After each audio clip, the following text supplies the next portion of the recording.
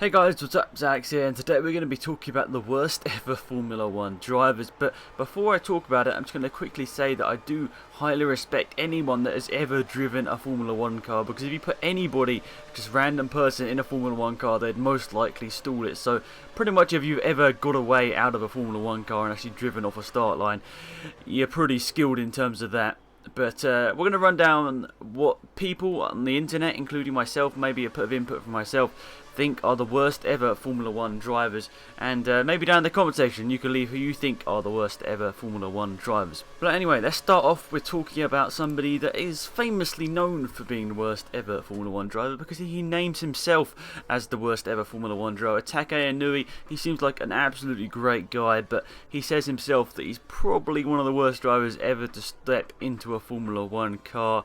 He only finished 5 races out of his 18 attempts, and also you may remember some comical moments that he's had in 1995 Monaco Grand Prix, and also I think it was the Hungarian Grand Prix where he got hit by one of the safety vehicles, which, you know, it might not be the worst Formula 1 driver in terms of that, but he definitely got involved in some bizarre accidents. But, you know, if I look at Takaya Inui's results, in that era, the cars weren't that reliable. Mid-90s, we were sort of starting it towards the end of that era, but there were still some very unreliable cars, and especially for the team he was driving for, which was Footwork, really not really a very good team.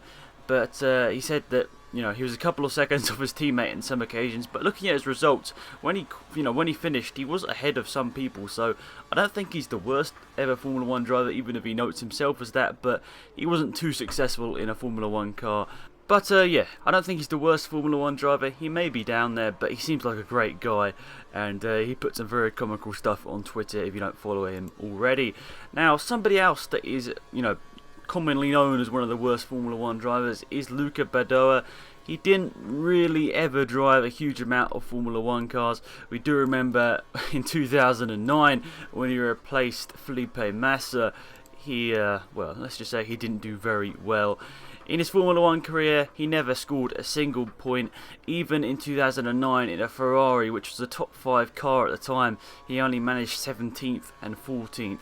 And other cars, he was, Minardi Ford, he raced for Minardi, Lola, 40, so he never raced for a top team. He came close to points on a couple of occasions. He finished 7th and 8th back when 6th position was the final point, so he wasn't incredibly bad. I mean, he won some of the feeder series to Formula 1. He won International Formula 3000, which obviously is no mean feat. You've got to be very good to win Formula 3000. But in a Formula 1 car, he wasn't exactly the best.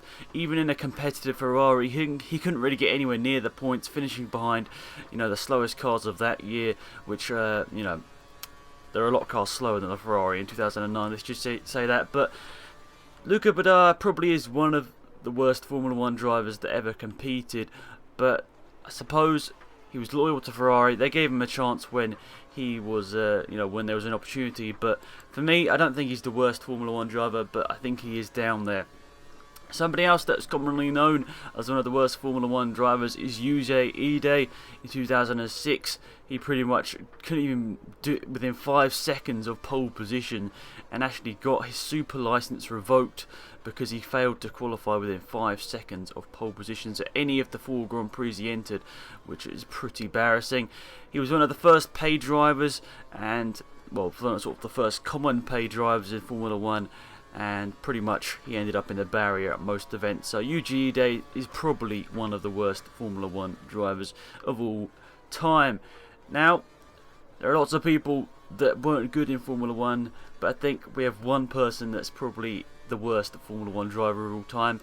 He didn't exactly ever race a Formula 1 car, but the fact that he pretty much spun off in his only attempt in a Formula 1 car and couldn't even get the steering wheel off pretty much says that this guy probably was the worst Formula 1 driver of all time.